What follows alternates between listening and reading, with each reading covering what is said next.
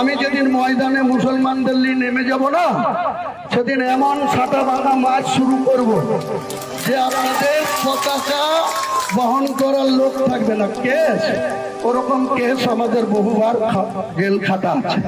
ক হাজার লোককে আপনি বহরমপুর সেন্ট্রাল জেলের যে আয়তন, তাতে 4700-র বেশি 4800 লোক ধরে না।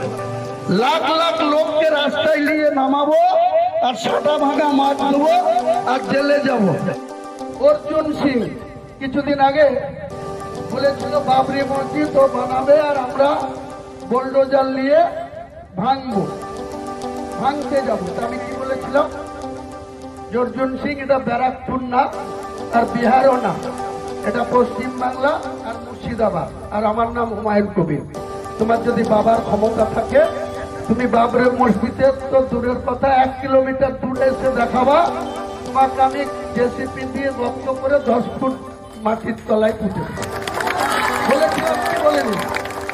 কোন মুসলমানের হিম্মত আছে এরকম কথা বলা? গত 3 দিন আগে বিধানসভায়, গোটা বিধানসভায় 208টা সিট জিতেছে। মুখ্যমন্ত্রী হাউসে ছিল, তাদের টোটাল স্ট্রেংথ ছিল। আর এই 80টা তৃণমূলের এমএলএ জিতেছে। 80-র মধ্যে এই জেলায় 9 ছিল, 9 হয়েছে। 9-এর মধ্যে একটা জলঙ্গির বাবর আলী, সে আবার হয় ভূগত গুণের ছেলে। তো তাকে সে আমাকে জিজ্ঞেস করলো, মামা সবাই এরা বিজেপির দিকে চলে যাচ্ছে, শুভেন্দু অধিকারীর কাছে দেখা করতে যাচ্ছে, আমাকে ধমকাচ্ছে। আলাম তোকে টিকিট কে দিয়েছে? মমতা। আর চুপ করে বসতা, তোকে কে ধমকায় আর কে ধমকায় আমি দেখে নেব। তুই যাদের প্রতীক নিয়ে জিতেছিস তাদের প্রতীকের নেতৃত্বের পাশে থাক। সে আছে, 8টা চলে গেছে।